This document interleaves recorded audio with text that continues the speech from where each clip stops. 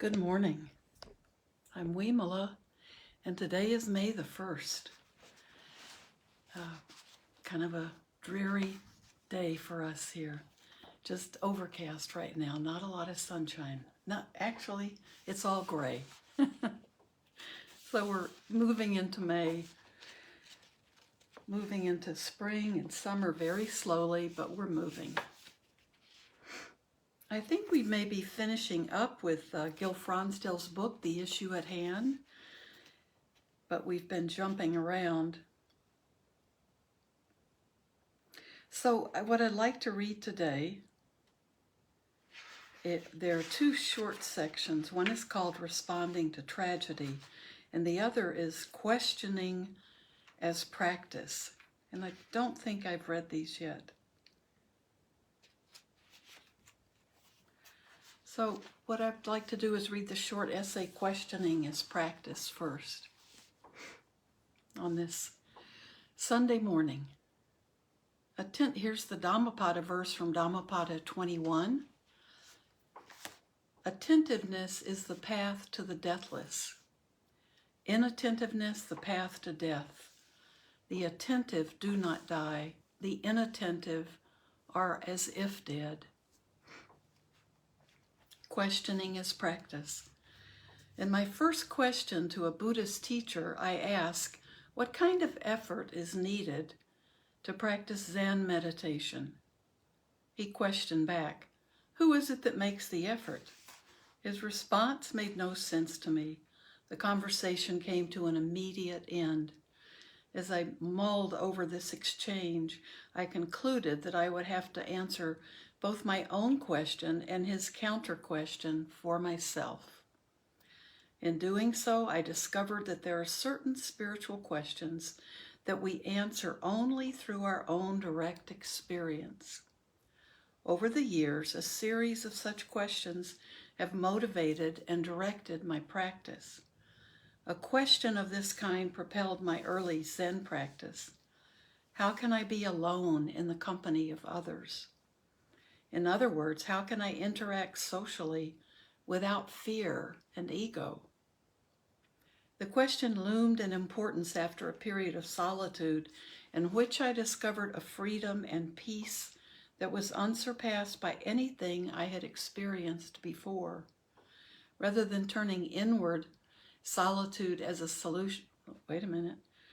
Rather than turning towards solitude as a solution to my difficulties in the world, the question prodded me to keep exploring and practicing in social life.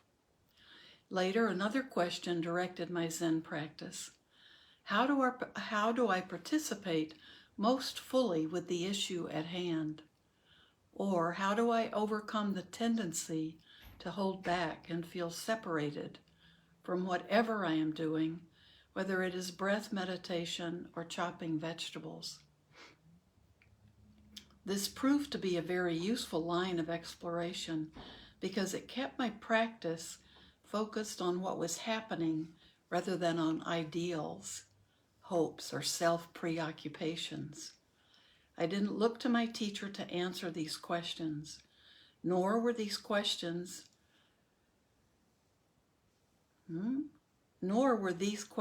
that called for pat answers. They were to be answered anew in each situation. Richard Baker Roshi, one of my first Zen teachers, encouraged his students to reflect at length on our concerns and questions until we found their kernel. Many of us tended to conjure up long narratives from our lives and personal relationships as preludes to asking for advice. Or we would ask abstract questions about Buddhist philosophy. As an alternative to such questions, Baker Roshi directed us to refine the question down to the core of the identity, intention, or viewpoint upon which it rested.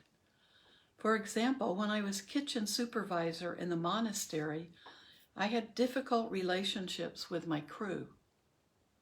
I didn't rush off to a teacher to describe the difficulties and ask for advice. Instead, I lingered with my inner tensions until I realized that my contribution to these tensions was a fear-driven desire to be liked by everyone in all circumstances. Realizing this, I found it more productive to come to terms with the need to be liked rather than to fix the external relationships. And in attempting to do so, questions eventually focus the inquiry. Who is the self that wants to be liked? And who is this self that is afraid? At the time, I did not know how to answer. However, much like that first counter question, who is it that makes the effort? These questions provided motivation to continue my practice.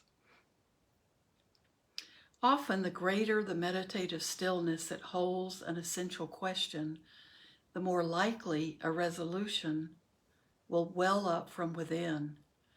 I experience this when I face the question of whether to begin graduate school or to enter a Buddhist monastery. When I gave mindful, non-reflective room to my inner sense of struggle and discomfort, I was surprised that a remarkably clear decision arose to enter the monastery.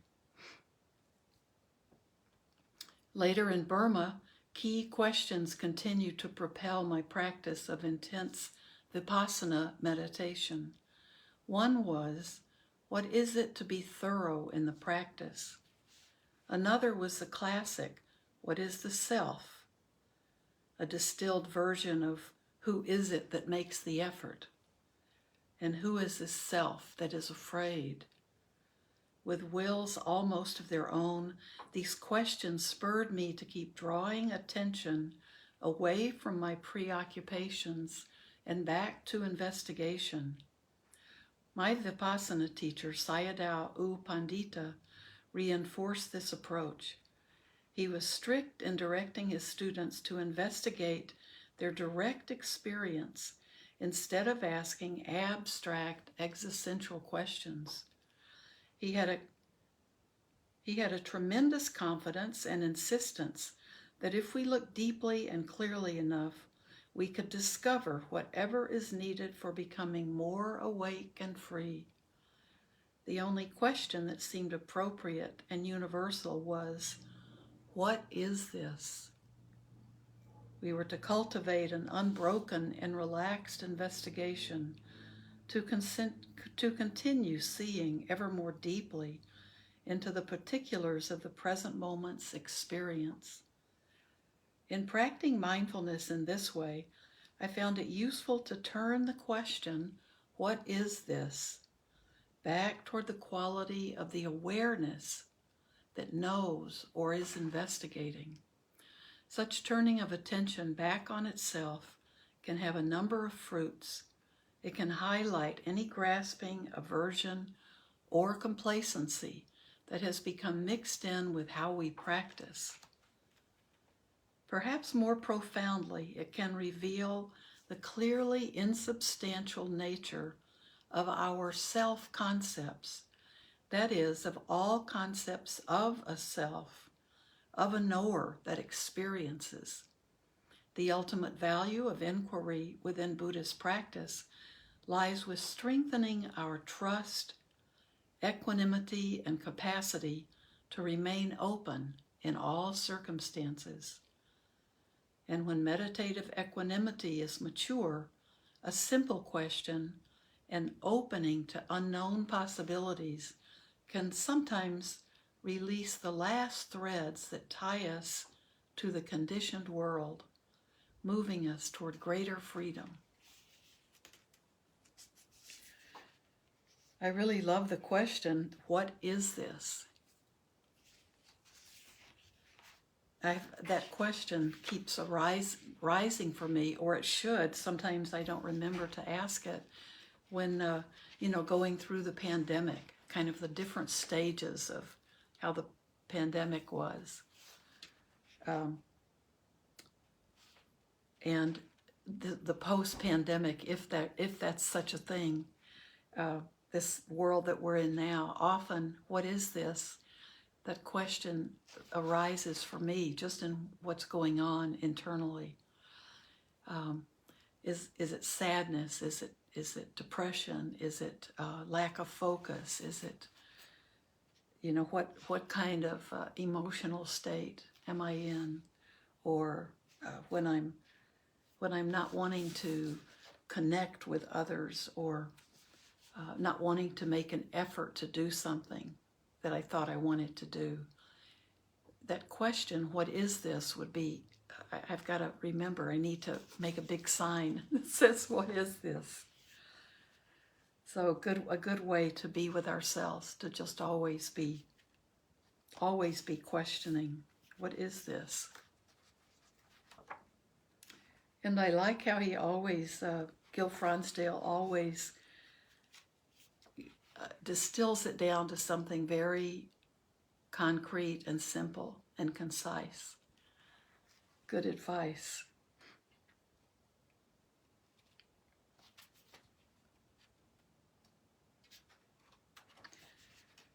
So I think most of these others we have read.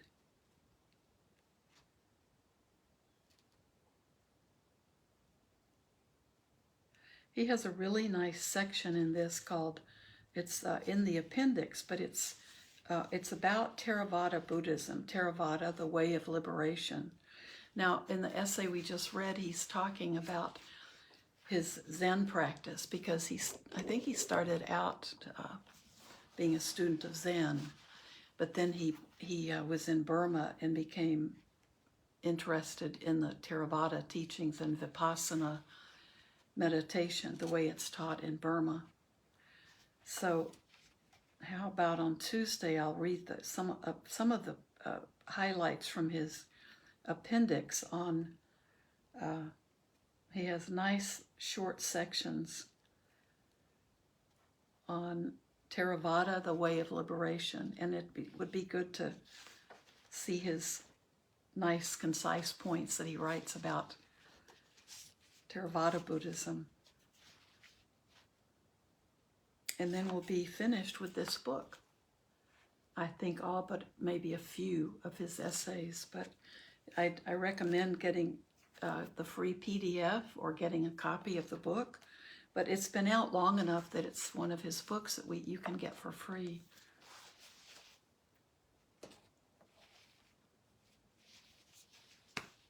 So we have time to sit together.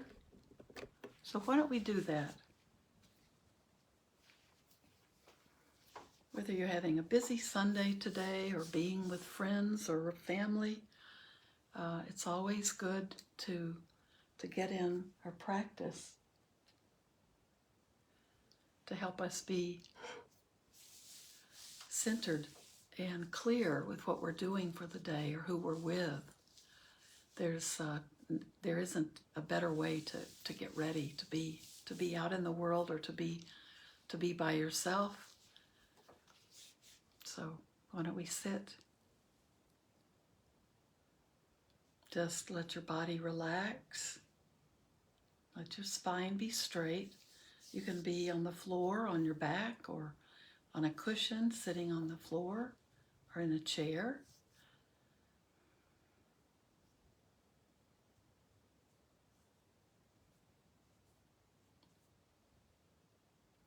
Yeah, don't forget this question, what is this? What is this?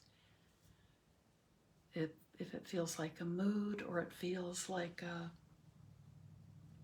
something gnawing at you, or if it feels like a heaviness or a lightness, what is this? And I think that's a question that as we're sitting, if you're sitting and something rises up, as part of that investigation of what rises up, the acceptance of it, the investigation, and just then followed by just nurturing yourself, coming back to balance. That's the question that we can be asking. What is this? What is this arising? What is this sitting? sitting in my gut? What is this pressing on my heart, or whatever? Just keep asking the question.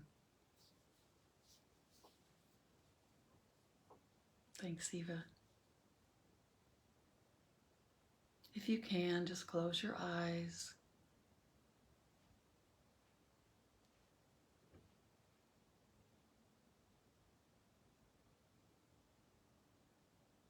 And stay with your breath.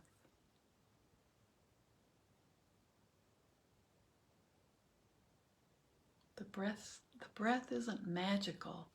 It just is our focus. When we know we're staying with the breath, we know we're not distracted. And then just let everything in your body feel relaxed and just let go. Let go of compulsive thoughts if you can, not repressing them, but just letting them drop away for now, for this time.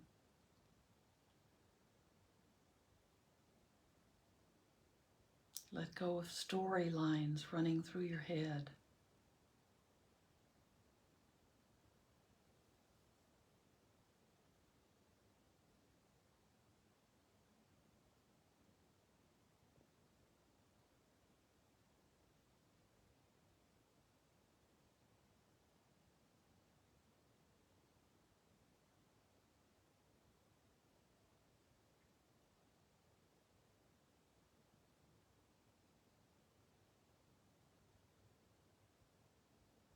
And to help you let go of those things, just focus on the breath. Be aware if you're breathing very shallowly, if you're breathing up at the top of your chest.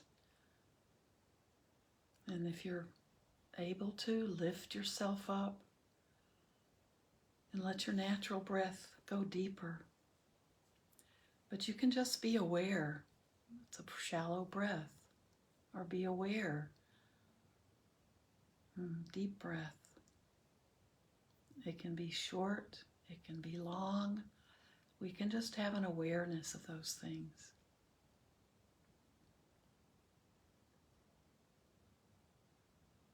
Especially as we begin to observe the breath, it may feel jerky. We may not feel like we've settled in. That's okay. Just keep being with the breath.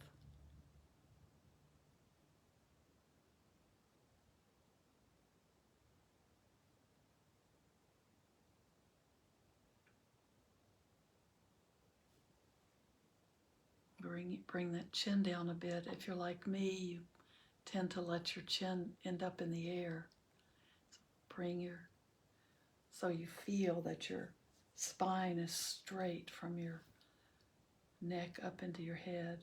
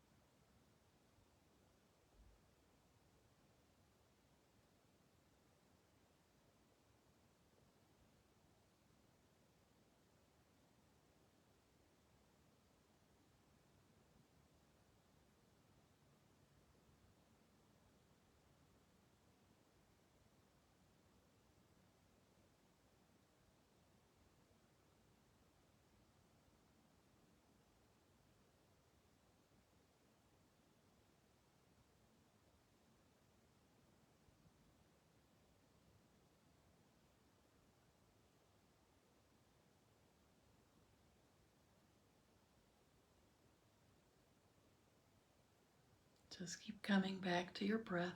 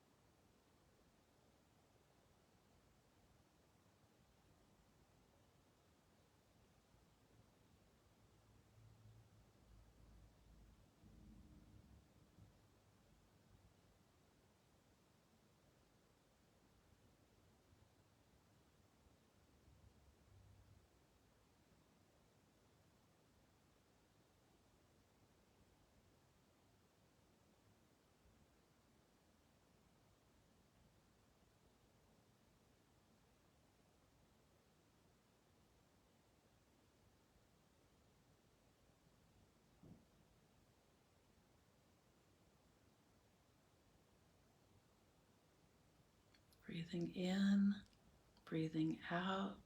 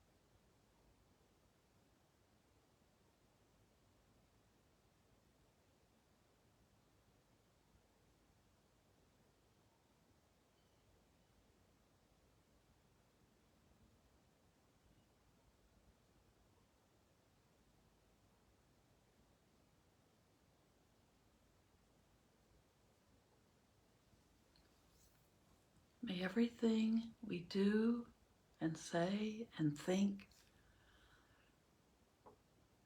be done not only for our own benefit, but for the benefit of all living beings.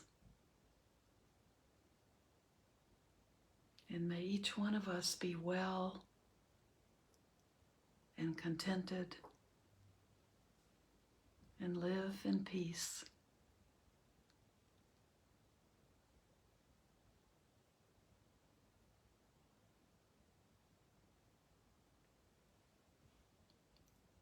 Thank you. Have a beautiful day.